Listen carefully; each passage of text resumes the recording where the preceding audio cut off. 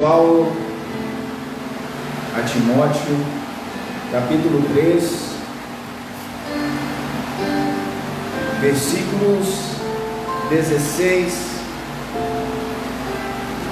e 17, ou melhor, vamos começar do 14, com melhor entendimento. Você que estará posteriormente acompanhando essa live, Deus abençoe sua vida, Deus abençoe sua família. O tema dessa noite é Escrituras. Estaremos falando sobre o título A Palavra se fez Escritura. Se diz a palavra de Deus: Tu, porém, permanece nas coisas que aprendeste e de que foste assegurado, sabendo de quem as tens aprendido, e que desde criança sabes as santas Escrituras, que são capazes de fazer-te sábio para a salvação pela fé que há em Cristo Jesus.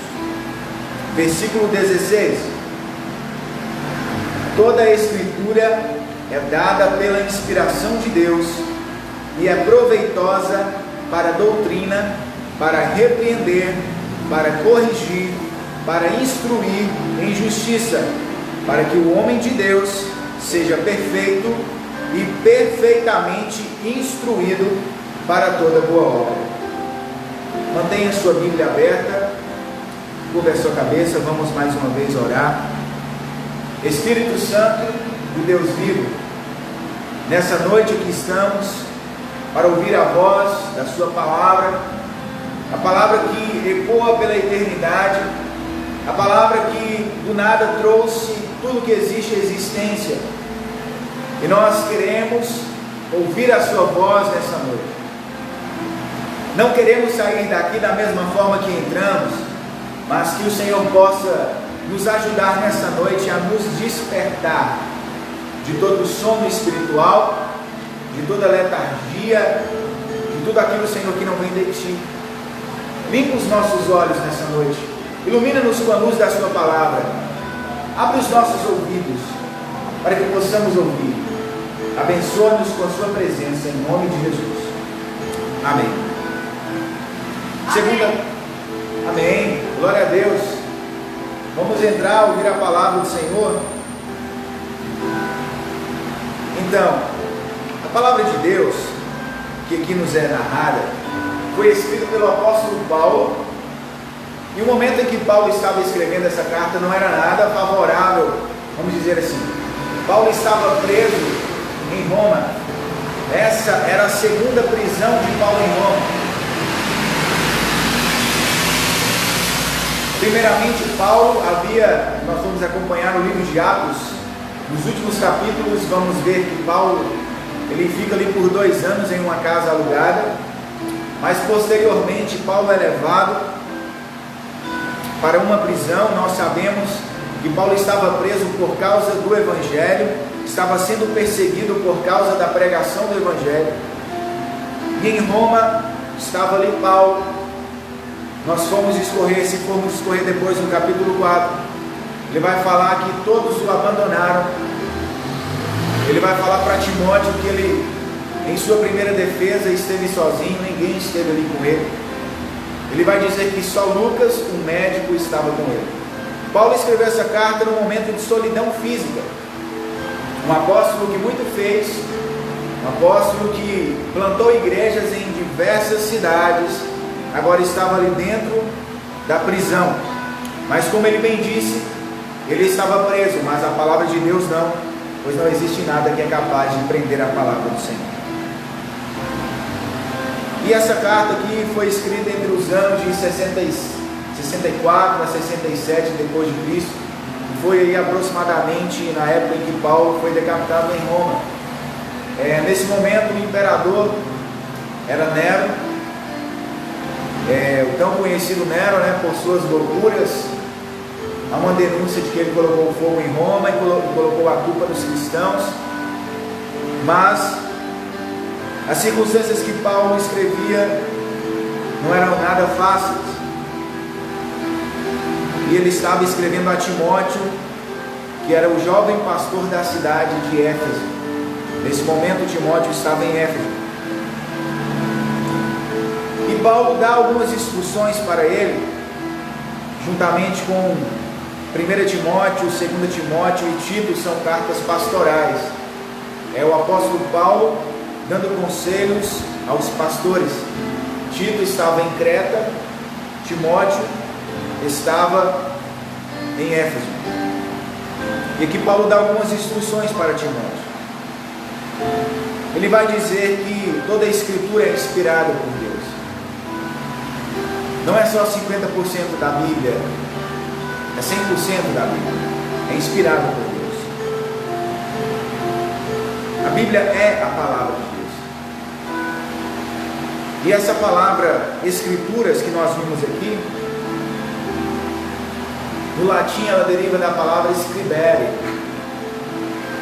que é justamente a escrita, né? De onde deriva a palavra portuguesa escrita.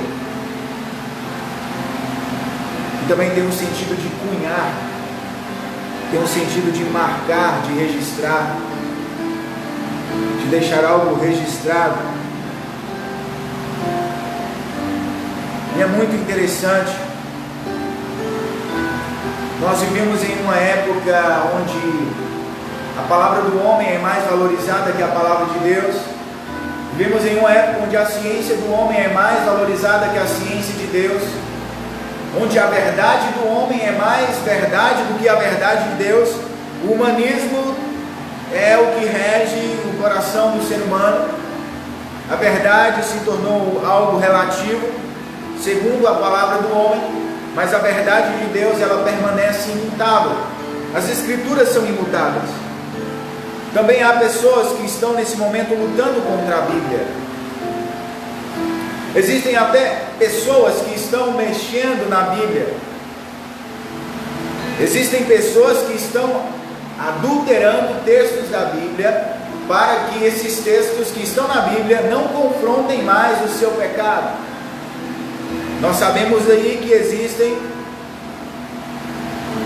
uma determinada classe ativista que já tem mudado alguns versículos bíblicos e tem até registrado e reconhecido sua própria Bíblia. Mas a palavra de Deus não muda. Ela é a palavra de Deus. Ela não é a palavra do ser humano. O homem acha que por estar na pós-modernidade, com tanta ciência e tecnologia, ele é capaz de mudar a palavra de Deus. A Bíblia diz que aquele que acrescentar ou tirar qualquer coisa desse livro, Deus vai pedir conta dessa pessoa. Por isso, da mesma forma, eu não posso deixar de pregar toda a Bíblia. Eu não posso pregar algumas partes das Escrituras. Está escrito que toda a Escritura é inspirada por Deus. Eu não posso decidir em qual versículo da Bíblia eu devo crer ou não. Eu não posso crer em algumas partes da Bíblia. Eu tenho que crer em toda a Bíblia. E por isso eu faço uma pergunta para a nossa reflexão nessa noite. A Bíblia, ela contém ou ela é a palavra de Deus? Reflita. A Bíblia é inerrante? É justamente esse tipo de questão que tem se levantado.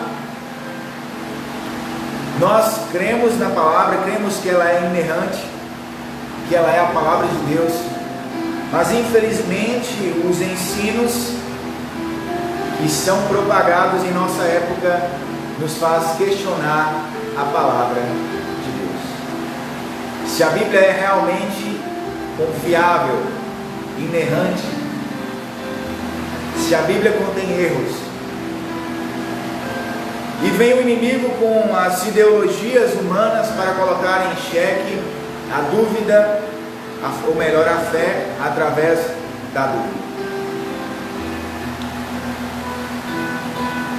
E por isso muitos cristãos, por falta de base bíblica, não têm sabido responder à razão da sua fé.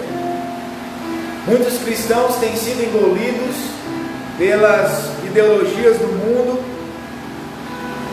e têm se calado diante dos desafios. Nós precisamos dar uma resposta para essa geração, porque essa geração ela se considera acima das outras gerações. Essa geração ela é uma mescla de muitas coisas, é uma geração volúvel que não aceita a Bíblia. Se você for passear na Bíblia, passear na rua, vamos passear na Bíblia. Se você for passear na Bíblia, passear na rua com a Bíblia na mão, você vai ser olhado com uma certa... Tente levar a Bíblia para um lugar público e abri-la e lê-la só ali você.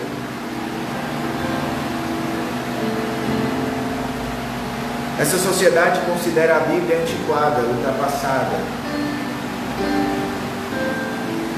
As outras gerações, elas precisaram da palavra. A nossa geração, ela acha que não precisa da palavra. Por isso vemos a sociedade da forma que se encontra. Uma sociedade a cada vez mais distante de Deus. Uma sociedade egoísta. Uma sociedade que procura só o que é seu, procura só o seu interesse. Por isso vemos a desigualdade social, porque as pessoas não têm Deus no coração, elas têm somente os seus desejos. E da mesma forma, muitas pessoas, assim como elas têm escolhido versículos da Bíblia que decidem crer, muitas pessoas também de certa forma decidiram apenas enxergar os atributos de Deus que lhes agradam.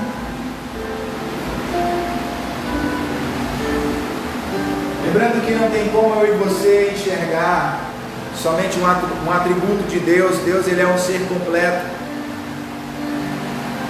Essa geração vê também Deus como um pai amoroso, um pai permissivo, que deixa os seus filhos fazerem o que quiser.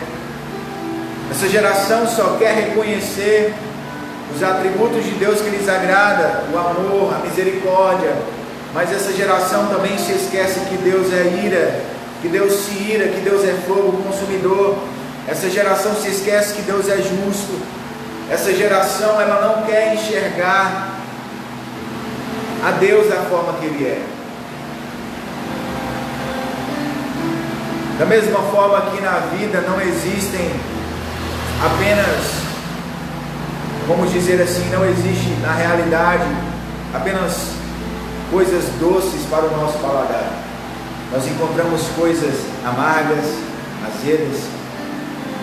Da mesma forma, vamos encontrar coisas na Bíblia que vão confrontar a nossa forma de viver, irão confrontar os nossos pensamentos, irão nos questionar se nós realmente cremos que a Bíblia toda é a palavra de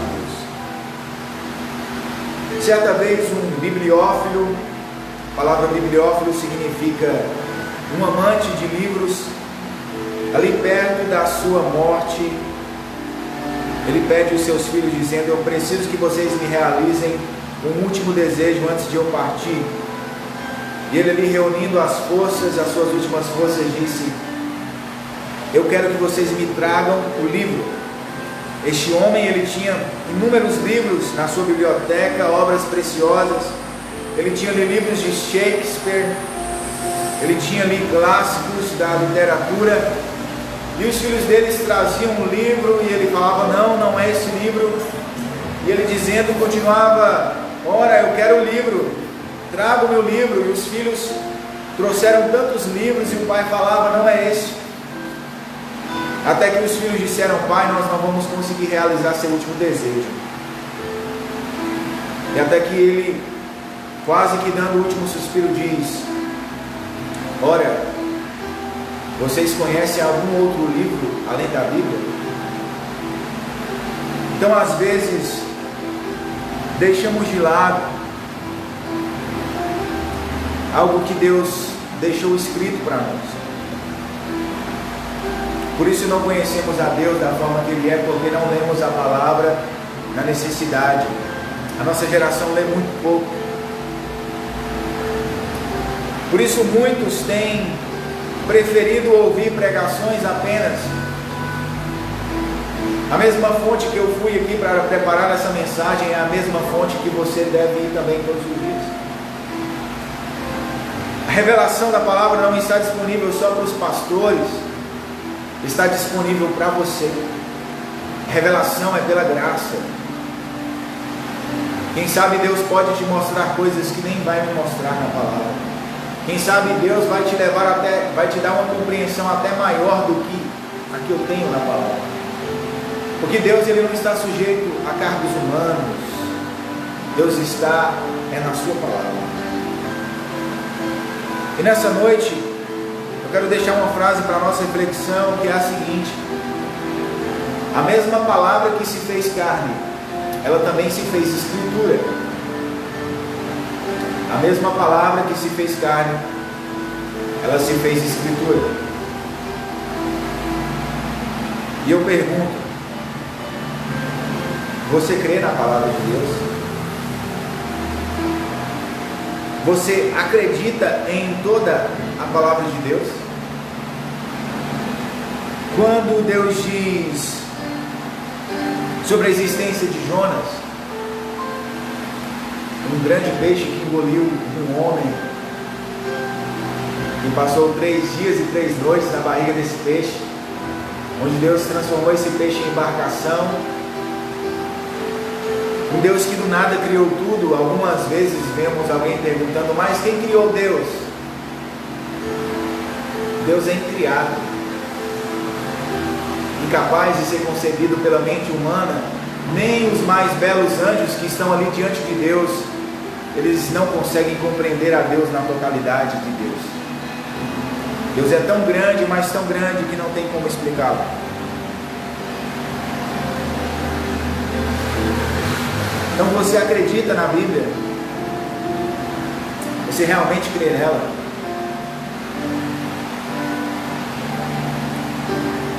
Porque se você não crer em toda a Escritura, em algum momento da sua vida você não vai acreditar em Deus. Em algum momento você vai questionar uma direção que Deus vai te dar. Se nós formos olhar para o nosso irmão Abraão, o nosso pai da fé, ele passou 25 anos esperando o seu filho, e quando realmente ele tem ali um filho, Deus diz: Abraão, eu quero que você me ofereça o seu único filho em sacrifício. Abraão não questiona Deus, Abraão simplesmente obedece. Então assim a nossa vida, nós devemos ser como nosso pai Abraão. E não foi à toa que a Escritura diz que Abraão foi considerado amigo de Deus. Um homem que obedecia sem questionar. Eu acho interessante que quando o nosso chefe nos dá uma ordem no trabalho, nós prontamente obedecemos, sem questionar. Mas quando Deus nos dá uma ordem, nós questionamos. Por que, Deus, que o Senhor quer que eu faça isso? Mas por que agora? Imagine se Abraão fosse perguntar. Isaac tinha aproximadamente uns 17 anos, segundo alguns estudiosos. E Abraão, quem sabe Abraão se perguntava, se ele fosse perguntar: meu Deus, por que agora? O Senhor me dá um filho, e agora o Senhor me pede esse único filho em sacrifício. Se Abraão fosse como muitos de nós, eu acho que ele não teria ido oferecer Isaac.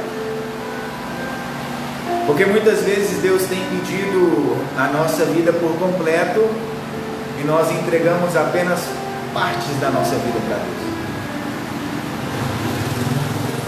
Nós entregamos apenas pequenas partes do nosso tempo. Nós vivemos a nossa vida voltada para nós corremos atrás de coisas que vão ficar aqui.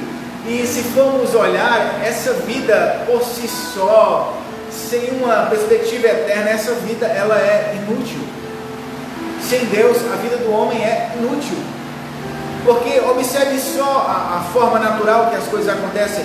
O homem passa a sua vida inteira trabalhando para comprar uma casa, e ele passa a sua vida inteira pagando as parcelas dessa casa. Quando ele realmente termina de pagar as parcelas da casa, ele já está velho, já está idoso, já não estará mais aqui. Que lógica é essa vida sem Deus? Então, por isso não podemos viver longe de Deus. E para andar perto de Deus precisamos da palavra. E eu quero destacar 3 pontos nessa mensagem, onde nós vamos aqui refletir sobre que a Bíblia é a palavra de Deus. Em 2 Timóteo, capítulo 3, verso 16, parte A, nós vamos destacar o seguinte ponto, que toda a Escritura é inspirada por Deus. Essa palavra toda, no original está pus, que deriva da palavra pan. Nós temos a palavra pangeia, que significa, a palavra pan, ela abrange a toda, é tudo. É uma palavra grega. Observe a palavra pandemia, é uma palavra que pegou a todos, uma doença que pegou ali ao mundo inteiro, que se alastrou. Então, a palavra utilizada para toda no original é pan. Nós vemos com isso que Deus escreveu um livro, a Bíblia. Esse é o livro de Deus, e ele é mais que um livro qualquer. Ele é uma declaração de amor para os seus filhos amados. Mas é uma declaração de amor que esses filhos pouco têm lido. Você imagina, você que está namorando, você que namorou, antigamente nós tínhamos o costume de mandar uma carta de amor. Eu sou dessa época. A gente mandava uma carta de amor para a pessoa, às vezes escrevia ali uma poesia. E você já imaginou se a outra pessoa do outro lado não lesse sua carta? Será que ela entenderia o quanto você a ama? Da mesma forma, não temos compreendido a totalidade de Deus, não temos crescido espiritualmente porque nos falta isso. E sinceramente falando, não é falta de Deus, é falta de prioridade. Se dermos a palavra do Senhor o primeiro lugar, se cremos nela de todo o coração, nada vai abalar a nossa fé. Não seremos abalados pelos questionamentos da vida, pelos questionamentos do mundo, pelos questionamentos das pessoas. Em cada circunstância estaremos prontos para responder a razão da nossa fé, porque cremos em Deus da forma que cremos, em uma forma bíblica. Como eu disse anteriormente, toda a Bíblia é inspirada por Deus. Vamos lá para 2 Pedro capítulo 1. Gostaria que você abrisse comigo, versículo 21. 2 Pedro capítulo 1, versículo 21. Nós vamos ver aqui, porque, olha só, versículo 20 anterior. Versículo 20 diz: sabendo isto, primeiramente, que nenhuma profecia da Escritura é de particular interpretação. Porque a profecia não veio no tempo antigo por vontade de homem algum, mas os homens santos de Deus falaram à medida que eram movidos pelo Espírito Santo. Então os profetas, os juízes, os autores da palavra, Moisés, quando esteve no monte por cerca de 7 vezes, ele escreve, por inspiração de Deus, o Pentateuco, os 5 livros da Bíblia, os 5 primeiros livros que são para os judeus o que eles chamam de Torá. Então a Bíblia, ela não existe por vontade humana. Foi vontade de Deus que ela estivesse hoje na minha mão, na sua mão. Ela foi o primeiro livro a ser impresso. Quando Gutenberg criou a imprensa, a Bíblia foi o primeiro livro a ser impresso. É o maior livro de todos os tempos. Maior no sentido de importância. O livro mais lido em todo o mundo. Escrito por mais de 40 autores, em um período de tempo de 1.600 anos. Existiram pessoas que deram a sua vida para que a Bíblia fosse escrita na sua língua vernácula. O que é a língua vernácula, pastor? A língua vernácula é o idioma daquele povo. Exemplo, para que a Bíblia chegasse ao Brasil, ela teve que ser traduzida para o português. Então o português é a nossa língua vernácula. Originalmente a Bíblia foi escrita em hebraico. O Antigo Testamento em hebraico, o Novo Testamento em grego. E a partir daí tiveram muitas traduções que nós podemos chamar de Septuaginta, que foi a tradução grega dos 70, a Vulgata de Jerônimo, a King James, do rei Tiago, de 1611, que foi traduzida do original grego para o inglês. Tivemos Lutero, que traduziu a Bíblia para o alemão. Por isso, a tradução da Bíblia para o alemão trouxe uma revolução, porque as pessoas elas não sabiam o latim e a missa era em latim. Então muitas pessoas derramaram o sangue, deram suas próprias vidas para que a palavra chegasse até mim e você. O mundo odeia esse livro, porque esse livro vai contra o que o mundo ensina. E como diz que a Escritura é toda inspirada por Deus, nós não só devemos crer na parte que nos agrada na Bíblia. Eu quero que você abra comigo 1 Coríntios capítulo 6, versículo 9. Tem algumas partes da Bíblia que vai de encontro ao que o mundo prega. Observe o que diz 1 Coríntios capítulo 6, versículo 9. Estou de posse da Bíblia NVI, que diz: vocês não sabem que os perversos não herdarão o reino de Deus? Não se deixem enganar, nem imorais, nem idólatras, nem adúlteros, nem homossexuais, passivos ou ativos, nem ladrões, nem avarentos, nem alcoólatras, nem caluniadores, nem trapaceiros herdarão o reino de Deus. Me diz por que eu não pregaria um versículo desse? Por que eu escolheria pregar outras partes da Bíblia? Eu poderia ser processado pelo que eu acabei de ler, mas está na palavra. Eu não posso deixar de pregar outro texto da Bíblia. Gálatas 5, se você quiser abrir comigo, Gálatas 5, versículo 19. Gálatas 5, versículo 19, que diz: ora, as obras da carne são manifestas: imoralidade sexual, impureza e libertinagem, idolatria e feitiçaria, ódio, discórdia, ciúmes, ira, egoísmo, dissensões, facções e inveja, embriaguez, orgias e coisas semelhantes. Eu os advirto, como antes os adverti: aqueles que praticam essas coisas não herdarão o reino de Deus. Apocalipse 21, versículo 8. Como deixaria eu de pregar toda a Escritura? Eu não posso omitir a palavra de Deus. Apocalipse capítulo 21, versículo 8.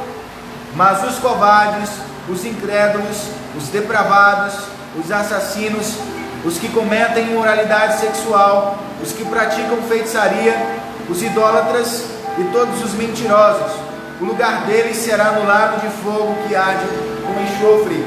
Esta é a segunda morte. Se você for olhar isso, quem está falando é Jesus na revelação que ele dá para João. Me diz, como deixaria eu de pregar toda a Escritura? Para agradar as pessoas? Só porque elas não querem ouvir?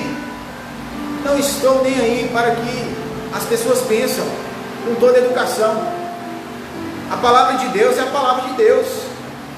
As pessoas, elas passam a vida inteira ofendendo a Deus, e quando Deus fala algo que lhes ofende, magoei. Essa é a palavra de Deus. E nela deve estar a nossa fé. Vocês viram aqui que confrontaram diversas áreas da vida do ser humano. Até o pregador é confrontado na palavra. Se esse livro fosse um livro de homens, ele não confrontaria a perversidade e a corrupção humana, porque nós sabemos que o ser humano ele é omisso. Se fosse vontade do homem que esse livro existisse, ele não existiria. Esse livro tem sobrevivido a gerações. Existiu um filósofo francês, Voltaire. Ele disse que em 100 anos, na época dele, a Bíblia se tornaria um livro antiquado, deixaria de existir. 50 anos depois, a casa de Voltaire estava se tornando em um estoque de Bíblias.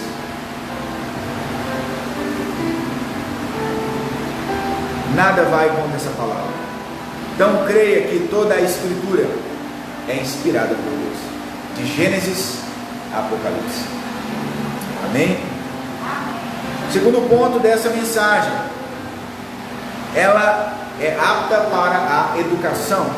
A palavra educação no original grego é paideia, que dá origem à palavra paidagogos, que é o pedagogo, aquele que ensina.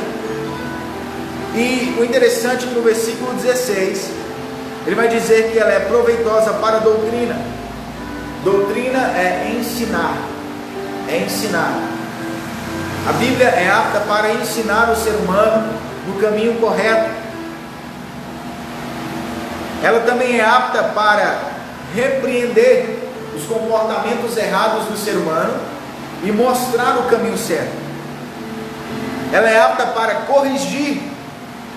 Corrigir está no sentido de reformar, de tornar reto aquilo que está torto, para instruir em justiça. Instruir em justiça significa educar.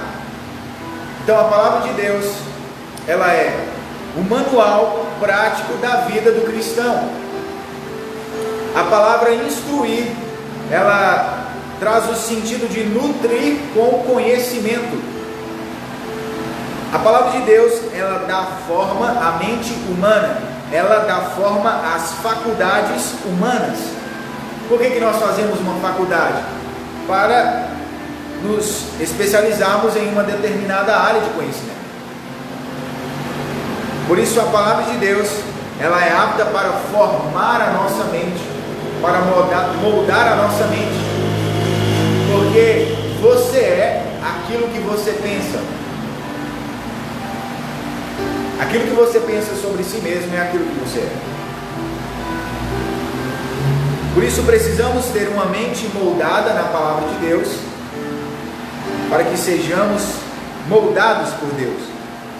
Aqui traz a ideia também de que o homem, ele está sendo construído. Em Filipenses 1,6, Paulo diz: aquele que começou a boa obra em vocês há de terminá-la até o dia de Cristo. Então a obra que Deus começou em sua vida, ela está a cada dia sendo aperfeiçoada, sendo completada, à medida que eu e você vamos aprendendo, à medida que eu e você vamos conhecendo, à medida que eu e você vamos conhecendo a palavra de Deus, nós vamos conhecendo mais quem é Deus.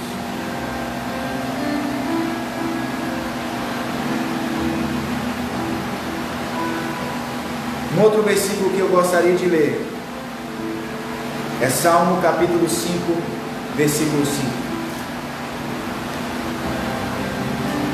Gostaria que você abrisse comigo, por gentileza, Salmo capítulo 5, versículo 5. Eu não posso deixar de pregar toda a Escritura.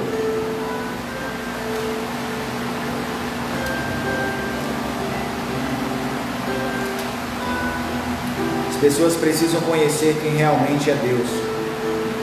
Salmo 5,5 diz, vamos ler o 4. Tu não és um Deus que tenha prazer na injustiça, contigo o mal não pode habitar. Os arrogantes não são aceitos na tua presença. Odeias todos os que praticam o mal. Destróis os mentirosos, os assassinos e os traiçoeiros. O Senhor os detesta. Está vendo que Deus reprova o pecado? Está vendo que Deus odeia quem vive na prática da injustiça? A palavra diz: odeias todos os que praticam o mal. Na sua Bíblia está odeia também? Ou só na minha? Detestam, algumas traduções falam. Aborreces. As pessoas precisam conhecer a Deus. É difícil você pensar que Deus pode odiar algo, porque a maioria das pessoas só enxergam que Deus é amor.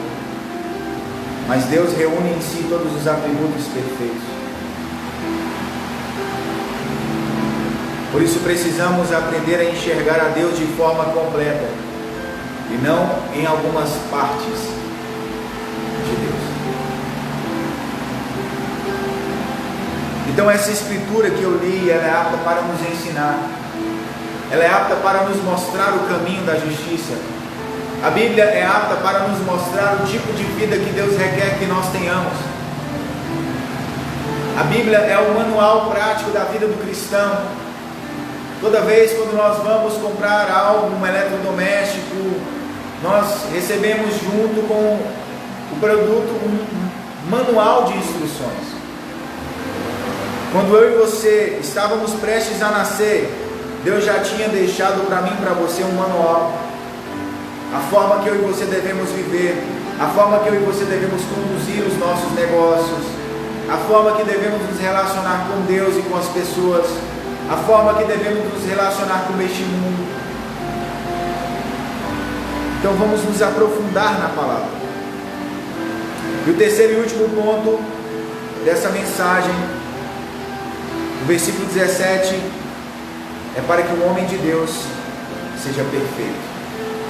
Mateus 5,48, Jesus diz: sede perfeitos como perfeito é o vosso Pai Celeste. Versículo 17 de 2 Timóteo capítulo 3 diz: para o homem de Deus, para que o homem de Deus seja perfeito e perfeitamente instruído para toda boa obra. Sabe por que Paulo estava falando isso para Timóteo? Vamos caminhar um pouco. Vamos ler mais 3 versículos. 1 Timóteo capítulo 4, versículo 1. Conjuro-te, pois, diante de Deus e do Senhor Jesus Cristo, que há de julgar os vivos e os mortos na sua aparição e no seu reino, que pregues a palavra, instes a tempo e fora de tempo, redarguas, repreendas, exortes com toda longanimidade e doutrina. Olha só o que diz o versículo 3: porque virá tempo em que não suportarão a sã doutrina, mas conforme as suas próprias concupiscências, amontoarão para si mestres, tendo comichão nos ouvidos, e desviarão seus ouvidos da verdade, voltando às fábulas. A tradução, o que isso quer dizer? Que no fim dos dias, as pessoas não irão querer crer em toda a Bíblia. Elas irão procurar pessoas que preguem somente aquilo que elas querem ouvir. É o que nós mais vemos hoje. Você prega, antigamente você pregava para as pessoas mudarem, para elas saírem do pecado, elas se convertiam. Hoje elas mudam de igreja.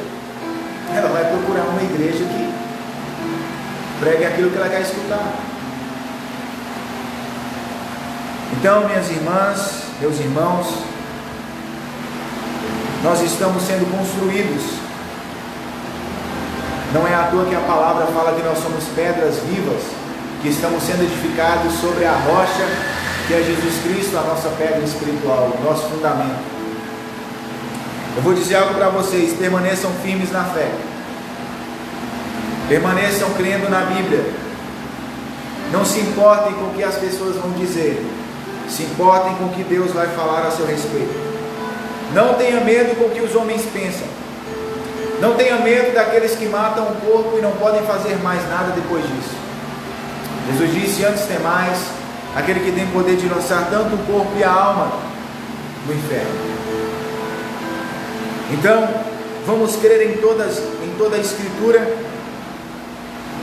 mesmo que ela fale aquilo que nós não queremos ouvir, mesmo que ela vá contra aquilo que nós estamos pensando, mas vamos crer na Bíblia. Ela é a palavra de Deus para as nossas vidas. Amém? Então, o que nós vimos nessa noite?